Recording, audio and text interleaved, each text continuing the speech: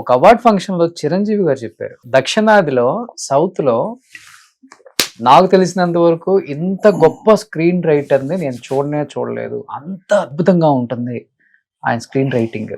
So he's none other than great writer Bhagyaraj గారు అని ఒక స్టేట్మెంట్ ఇచ్చారు. గుర్తుందా మీకు అవార్డ్ ఫంక్షన్ లో? ఏమనిపించింది ఆ టైంలో? ఇప్పుడు నేను చెప్పేది ఏంటంటే, మనకు ముందు పిక్చర్ తీసిన వాళ్ళు ఉంటారు కదా, అదన్నీ చూసి మనలోకి మనకు తెలియకుండా అదన్నీ టేప్ లాగా ఇది అయ్యింది. సో మనం చేసేటప్పుడు కొంచెం మనది మిక్స్ అయ్యి వస్తుంది. సో రీజన్ ఏంటంటే, మనకు ముందు పిక్చర్ తీసేదాను వాళ్ళే.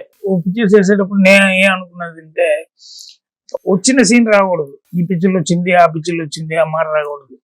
ఏదైనా కొత్తగా మనం చూసే వాళ్ళకి కొత్తగా ఉండాలి అటనే మాట మనం స్క్రీన్ ప్లేలో సీన్స్ పెట్టాలి.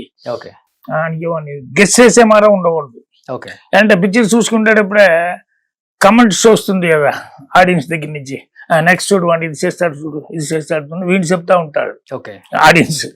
సో ఆ మార వాడిని ప్రిడిక్ట్ చేసేది మార ఉండకూడదు.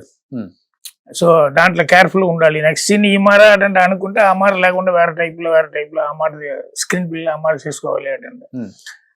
ఇంకోటి ఏంటంటే, న్యాచురల్ గా లైఫ్ దా సినిమాదా లైఫ్ నాకు అదే.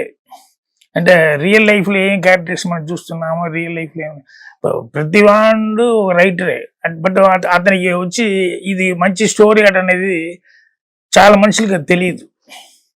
బాగా ఆలోచిస్తే మనకేది మన మైండ్లో అట్టా నిలబడింది చిన్నప్పటి నుంచి, ఆ మాట ఏది నిలబడింది ఎందుకు నిలబడింది అటని చెప్పి ఆలోచిస్తేనే అప్పుడే మనకు మంచి క్యారెక్టర్స్ దొరుకుతుంది. థ్రెడ్ కూడా మంచి థ్రెడ్ దొరుకుతుంది. ఓకే,